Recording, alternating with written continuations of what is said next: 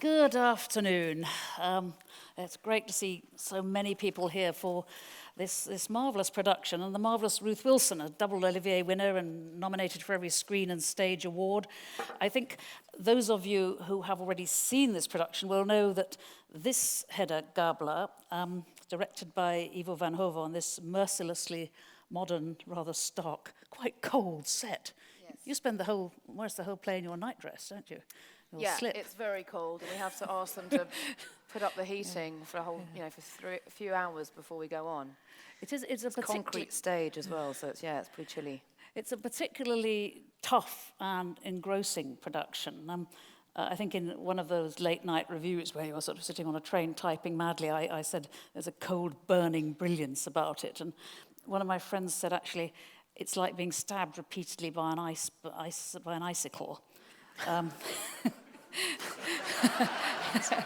That's a compliment. It means it gets right through to your heart. It's just that when it gets there, it's really hard. And there was a lovely line one audience member reported, reeling out, saying, "She's not very nice, is she?" No, she's horrible, but I love her. Yeah. What did you feel when it was first put to you, the idea of playing Hedda? What did you feel about her? I'd been asked twice before, actually, to do Hedda, but I had always slightly... I felt I wasn't ready to take that character on. I also was slightly reluctant to do it because it felt like everyone does it. You know, it's like kind of the one part you must play as a woman. And I'm always a bit against doing what I must do. But then I'd watched lots of Ivo's work before. I loved him. I thought he illuminates old classics in an entirely different way. And I thought if I was to do it with someone, it was going to be with him. And it was going to be a different experience for you and for me doing it. So I hadn't, in all honesty, and this is really awful of me, I hadn't really read the play all the way through before. I'd sort of read the first few pages and gone, oh no. And so... Not going to end well. Not going to end well. But I read this one, and look, Patrick Marber has done an amazing job on this adaptation. He's very economical, and he's stripped it down to its bare essentials, which makes it very acerbic, very witty, and really much darker in that respect. And so I fell in love with it instantly. It was interesting, my preconceptions of it, again, of how to play it and what to do with it, were very different to how we ended up putting it on. We'll get to some of that later, Yeah. but I was looking up some of the original reviews when it first came out. The stage said she is not a woman but a thing, a beast degraded from womanhood. And the Daily Telegraph critic, said back in Ibsen's day, cried, "What a horrible story, what a hideous play." And it's sort of rather wonderful, isn't it? Because it's part of that Ibsen thing of... He seems to have seen that something had to be done, that you had to kick the hell out of the bourgeois world that he was living in. And he felt that women were a sort of explosive substance, you know, that one day the lid was just going to blow off if they carried on like this. It comes in so many of the plays. I mean, did you think about the period? I mean, before you went into the modern setting of it, did you think about the period it was in and the fury of women in that situation? Yes, of course. And I think there's still fury of women now. Yeah. I think, look at yesterday and the weekend. We had, I think that, of course, every piece that you do, you want to reference, see what the playwright was trying to intend and the world he was living in and what he was referencing at the time. But women have been oppressed for hundreds, thousands of years since we've existed. So I think we talk about in the play, there's a reference all the time to the Bacchae or the vine leaves in the hair, which is a reference to Bacchae and to this festival that happened amongst the Greeks, which was for women to express themselves and to go mad and find their inner dark side, which they're not allowed to express in their daily life, whereas men were allowed to express sides of themselves or have drink or be out and, be able to sort of properly indulge in those sides of themselves, and women weren't allowed to. So once a year they could go wild. And it was scary for men. They freaked out. They hated it.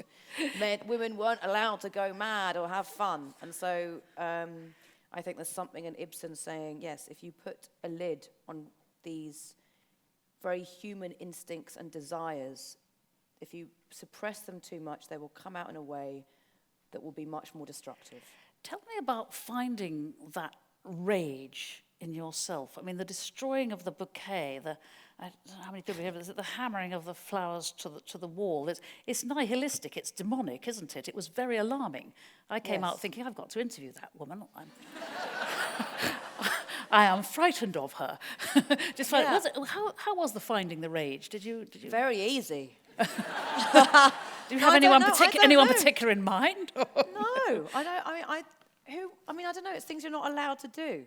You're not allowed to smash flowers. I mean, who would crush? They're beautiful objects and beautiful pieces of nature. So the idea of destroying something is obviously, you're not allowed to do that in everyday life. But there's a bit in each of us that would quite like to at some point. So I get to do that in the confines and in the safety of theatre. It's art. So I get to do it, and I have a great time. I mean, and firing a gun. I mean, it's not a proponent of firing guns at all, but there is an exhilaration to it. And each of us, what I feel Hedda is about is that there's an element in all human nature there's a dark side of us. We see it all the time, everywhere across the globe. We see that people can act horrifically and be nasty and vile and cruel, and we have that tendency, we have that capability. And Hedda acts in that and does that stuff, which, is socially unacceptable for a good reason, but it's... we all have that capability. It's the Lady Macbeth cry on Sex Me Here, isn't it? I remember I was very startled because obviously every time you see a play, which you've seen quite often, and I've seen about sort of 3 recently, there's always a new line comes out which suddenly hits you extra hard. And one of the ones which hit me extra hard was the rejection of pregnancy, when you say, I will not make something that makes demands. I thought that was fascinating, because I think even those of us who've had children and are very keen on them, it's like being hijacked pregnancy. It's an extraordinary line, that, isn't it, for a man to have written? Yeah. And there's something... Hedda's a very complex character. I still don't understand her, really. And I think there's an irrationality to her and a deep self-loathing as well. I mean, she says, the line after that, she says, I won't make something that makes demands, neither will I be depended on. She has a deep sense of lack of self-worth. She doesn't want to be relied on, depended on. She feels she wouldn't be able to match up to that anyway. I think there's lots of stuff going on with her, whether she wants to be a free agent and not have responsibility, but also feels she wouldn't be capable of giving being that responsible figure for someone anyway. I don't know. She's a very complex being. It's. I mentioned Lady Macbeth on Sex Me Here. There. Have you ever played Lady Macbeth? You must No. have. Oh, I have. Yes, I did. Forgot. When young. When Such very young. a memorable performance. I can't remember it. It was at university. It was Carrie Cracknell directed me when I was at. We were at uni together, and we did Macbeth, and I played Lady Macbeth. And how did you feel about Lady Macbeth? I really can't remember. It was university. It was like just... I thought she's an incredible woman. I mean, look, we don't get to play these complex women often. They're not written that often in literature. Yeah. And they're fairly straightforward. They're usually falling in love with someone or not, or someone doesn't love them, or... they're a mother who's lost their children, or that's kind of what we get to play most of the time. So to play women that are existing in considered male worlds, or male environments, or have male attributes, and considered male attributes, which are not, they're just human attributes. But it's a joy to be able to play really complex people that have shades of light and dark, and who can be funny and witty and be as dangerous as men on the same stage. It's electrifying to be able to play. I saw a Lady Macbeth on a school play once, which did something absolutely electrifying, where she self-harmed. She just decided to have a look at blood, And she just sort of ran an apparent razor blade down her arm and stood there bleeding while she made that speech. I was going, no, it's a school production. Yeah. No, It was also my daughter, you know. So what can you do? It was your daughter? It was, oh, yes. Wow. It's all right, she's given up acting now.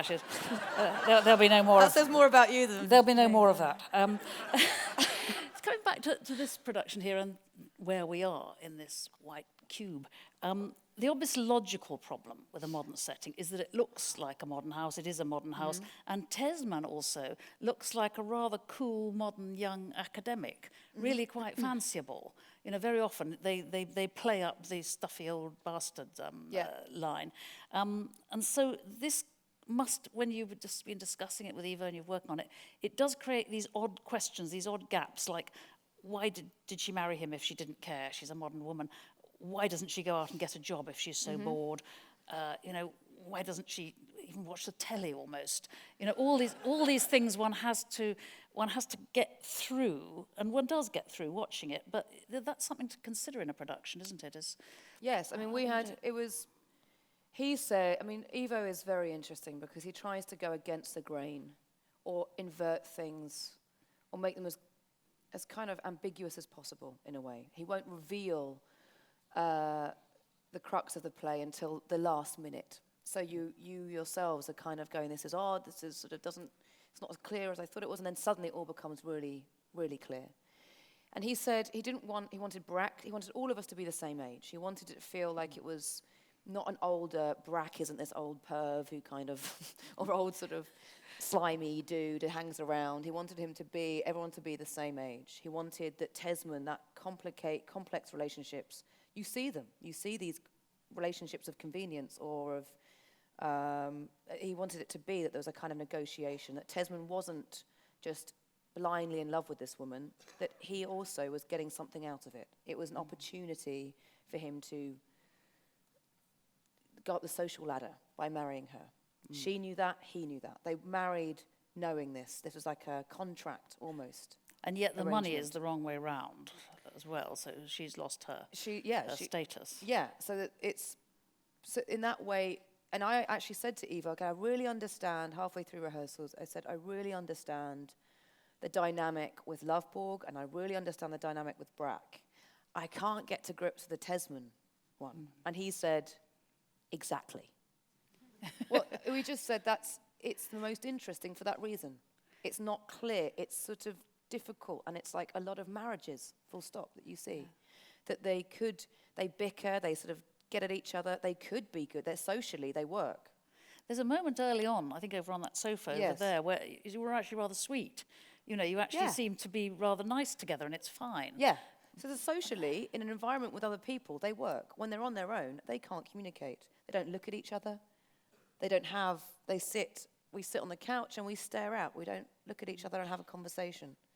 So, and you see his relationship with his aunt is much stronger than his relationship with Hedda. So you see that. You see many relationships like that have kind of, she settles. She said she settled for him. And the group all together, somebody else said something interesting. I was just talking outside, said it's like a really, really bad flat share. As if they, as they are all within this space so much of the time. Though obviously others come and go, and somehow that feeling you kind of can't get out. And everybody's got these rather crisscrossed, complex relationships, and they were being completely modern about it. They were saying, "I was in a flat like that, you know," and I remember who the Brack was, and so on. It's like This Life. This Life is like the sort of those are lawyers in a room. They were horrible lawyers, weren't they? I gave up. They were just but no, lawyers. I mean, by doing that and by I don't know, placing it in a more modern context and making the actors, making all sort of in the same vein. I don't know, I think it's much more interesting and complex. There was, and I felt, I'd rarely seen it more alarming or more credible for that sort of reason. But there was a fascinating piece by Lynn Gardner lately in The Guardian. She homes in on the terrifying scene with Rafe Spall as Brack, as violently, she sees it as violently sexist, and that Hedda is principally suffering from depression, that she's someone trying to keep up appearances, and that it is the man's world that's crushing. She saw it absolutely as a feminist thing all the way through. And I was sort of slightly I was shocked by that, because I had thought of quite a lot of it as Hedda's fault, to be honest.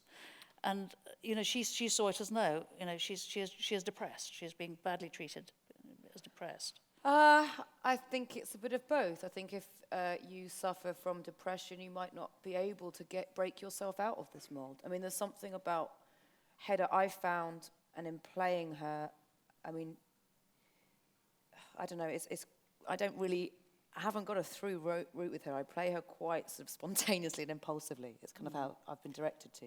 But for me, I feel that she cuts off all her options herself. She's destructive from the age dot. She was burning or threatening to pull hair and burn hair at a very young age. She is someone that has a self-destructive button in her. She was probably always going to end up destroying herself somehow. And I think she feels deeply. I asked Ivo this early on. I said to him, does she feel deeply? I can't work it out. Is she a deep thinker and feeler? And he said, I think it's both. I think she feels deeply, but she lives in the superficial. And a lot of the themes of this play are about courage and about power. And I think that she exists and has these deep, painful moments, but hasn't got the courage to live deeply. Loveborg has the courage to live deeply. He'll go off and live wildly, and she can't do that. So she tries to live in a superficial world that she can't bear. Well, and by doing that, will destroy herself. In the marriage thing, and I mean this would probably be a terribly unpopular thing to say, so you don't have to agree at all, because it doesn't matter if people disagree with me. I kept on just suddenly thinking, oh God, Diana and Charles in that absolutely worst period where she was having to keep up appearances. And was very, very unhappy. And, we know she was very, very unhappy. It is that sense of there is no way out. And we get this. And I suppose that's what he did with what he does with this set. There is simply no way out. Yeah, I mean, this is a set, he sort of said it's almost like the inside of her brain as well, this. It's kind of like you have the exits are all off the stage. You can't exit out the window. There's nowhere to go. She's locked in. People come in to see her. She's like an object of art, that people are coming to view and touch and prod and comment on whether she's pregnant or not, or she's been a trophy. Beautiful. She's a trophy wife. Yeah, she is.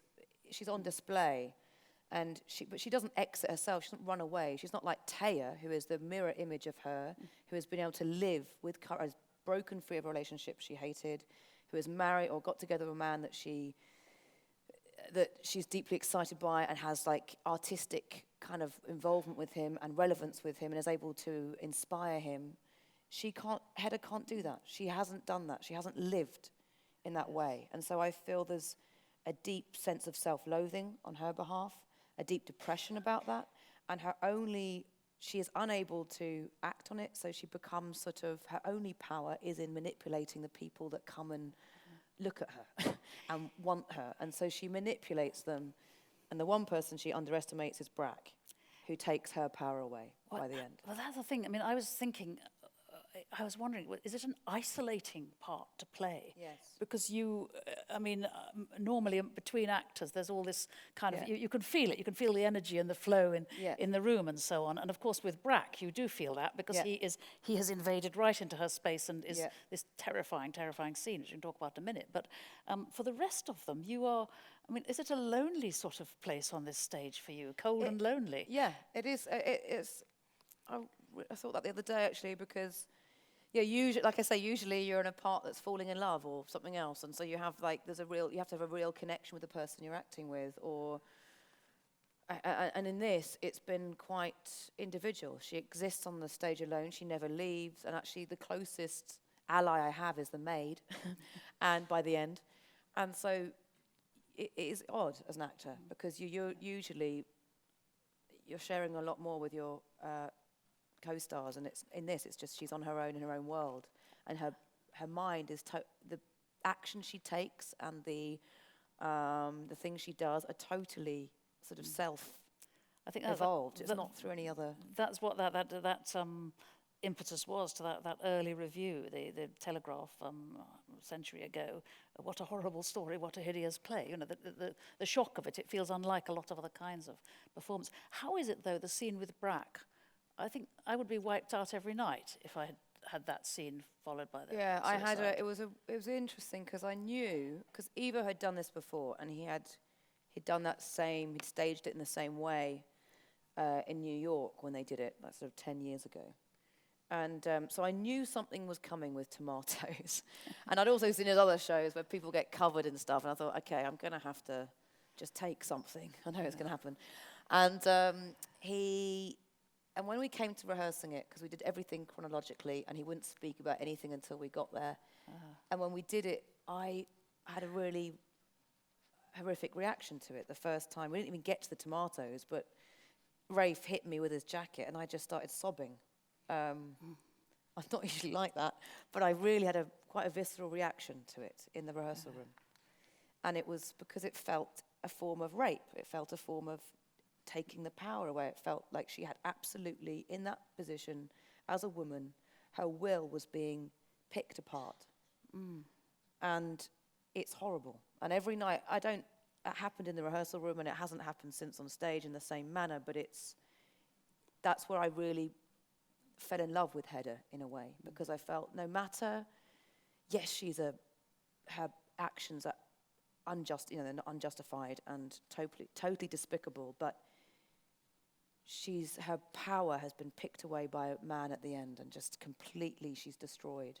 And her last action is an act of will and power and courage in that moment. So I really understood her and understood the kind of extent and the power of that scene, and also, it was quite moving. He doesn't believe in the offstage shot, does he, Ivo?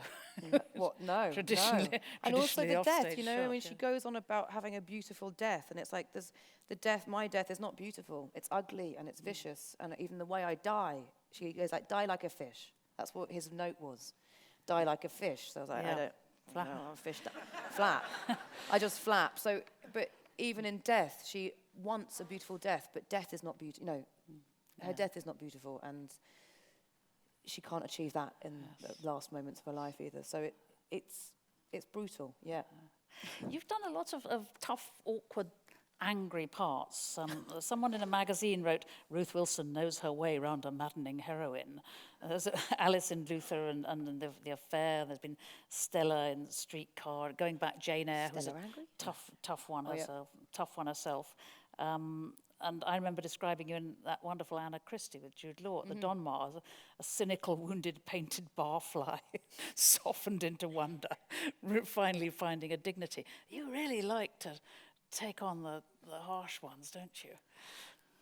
I just like complex people, and I think that I find also for me, if you can discover a journey of a character, and you know, Anna Christie, she turns up as a cynical prostitute, hates the world, hates men because of the way she's been treated, and in the course of the journey of the play, in one act, she had to fall in love with this man in 10 minutes.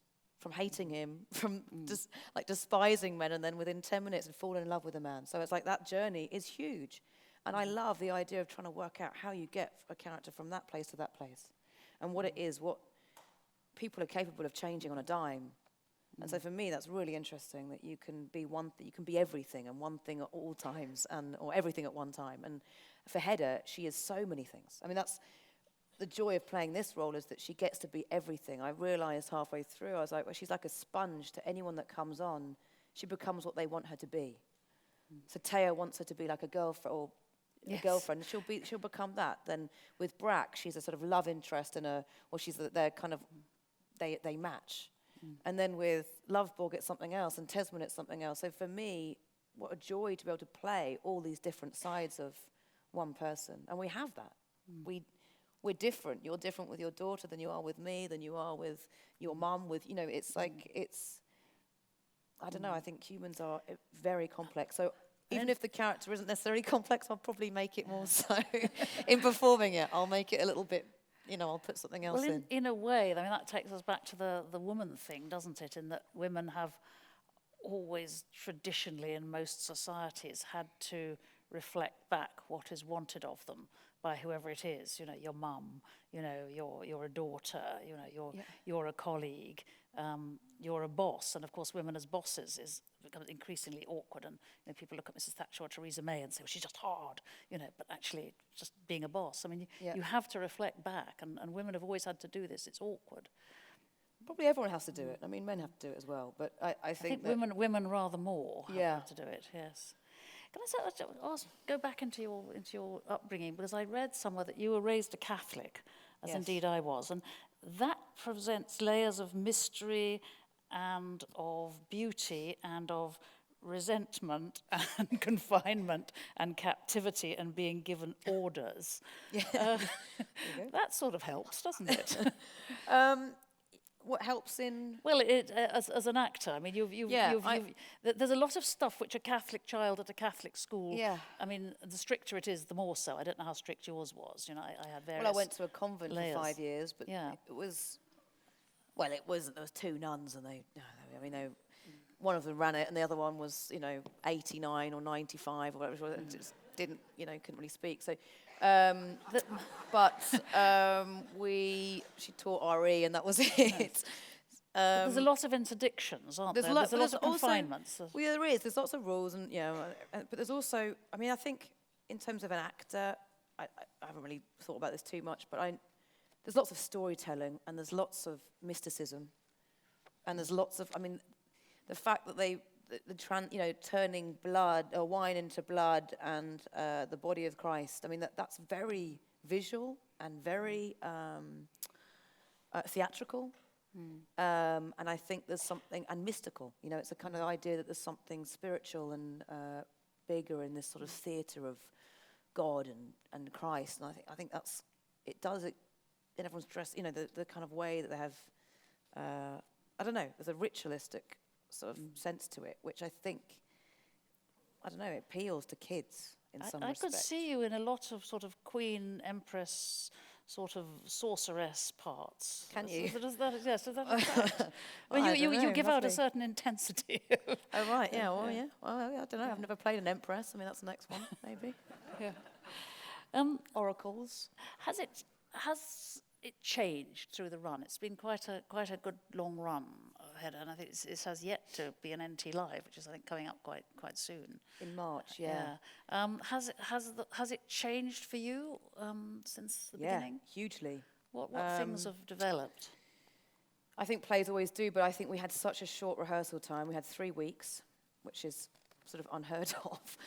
And we had to come fully learnt with the play, and from the day one we were in our costume. So it was quite an odd experience, but you were 10 steps ahead before you started rehearsals. But because of that, you never really got time to dig deep in the psychology of it as such. You were just doing what you've been told. And then once it's on its feet and you have the play to do every night, you start to find the psychology and dig really deep into it, which is glorious. So all of us, all the actors on stage are digging and finding new things every night. And I found, even in the last 3 days, on Friday, I found something new in the end, in the last act. Because I found it, Evo had said to me, the last act, once you've burnt the manuscript, for those of you who haven't seen it, I'm sorry, just giving away, major spoiler alert. But once I do that deed, he said, right, the 4th act, it's like the play's over for you. Almost like you're no longer Hedda, you've finished the play. So you've done this one very bad thing to someone. Right, and it's sort of almost like, now it's Ruth on stage sitting there. He just said, the play's over for you. It's like the end of the play. You can relax and you're all... And I couldn't quite understand that, because it's sort of done things a lot of stuff in the script. You sort of have to act against what's in the script a bit. But recently, I really discovered something on Friday, which was, it was just to be more, the idea of the death that Loveborg does, and the beauty of that death, and how much value that has for her. And she says it liberates her, about the active courage that he has. And I've found a simplicity in saying all that, which is the most truthful, I think, Hedda is in the whole play. And then it gets taken away from her when Brack exerts all his, he sort of picks away at that. and she finds out the real truth of what happened. But I think there's a moment of utter truth with her, which is almost me speaking rather than Hedda speaking. Yeah. And it's, I found and the turning point of when it all goes wrong is even greater for that reason. In a way, that's a very interesting way to work, isn't it? With everybody off the book from the start, and quite a relatively short sort of rehearsal period, and then just go in. So in a sense, you have to get straight into Ibsen or Patrick Marber's very good translations. Speak the lines, don't fall over the furniture, die like a fish, do it, and then it grows in performance, rather than everybody agonising for weeks and weeks and months beforehand as to exactly how to interpret this. And that's Ivo's style, that's how he works. Yeah, and he's a doing man rather than a talking man or a psychologizing. He goes, I don't psychologize. You ask him a question, he goes, ooh, I'm not good with the psychology. I mean, he's a genius, and so he knows what he's doing, but he does it through action. So the fact that I trash the set with flowers, it's an active way of expressing my feelings rather than subtextually standing there and staring at someone. It's actually, I'm doing something. Was it his idea to bang them into the wall, or was that you? What do I bang into the flowers? The flowers, yeah, yes. No, on the floor, yeah. He said, I knew that he was going to I'd seen his stuff. I knew he gets people to do weird things. So on the first day of rehearsal, he goes, right, okay, you're going to go and do something over there. And I just got up and I trashed all the flowers because I knew it was coming. And he went, no, hold back, that's later. I was like, oh no, what should I do now? He's like, well, do something with the blinds. So I had to do something with the blinds. And the thing with the burning of the manuscript, that whole bit before it, the sort of dance that I did, we didn't rehearse that at all until we did a run through of it, which was, in the third week. Yeah. And I didn't know. He said, just make theatre. So he just said, do something. He didn't. Liberating. Really liberating. I found it the most liberating experience I've had on stage because I feel you don't have to answer everything. We reflect something to you, and you make your decisions about what is happening and why. Do you feel the audience's shock coming at you sometimes? Yeah. I mean, we hear it.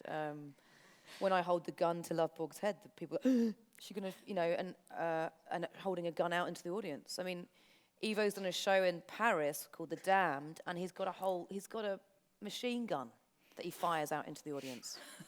In Paris. I mean, this guy is wild. I mean, after what happened last year, I mean, he's sort of crazy, but it's really electrifying for everyone. I think it really it puts everyone on edge, but also you realise how dangerous Hedda can be. And he said to me, he's like, you hold off as long as possible, and then you turn, so no one ever knows really which way she's going to go. So I've had such an amazing experience doing it. I've loved it. On that note, and by the way, has everybody seen the shoes? They're quite Hedda, aren't they? Absolutely certain, yes. Crushed with the iron heel. Ruth Wilson. Thank you. Thanks, Libby.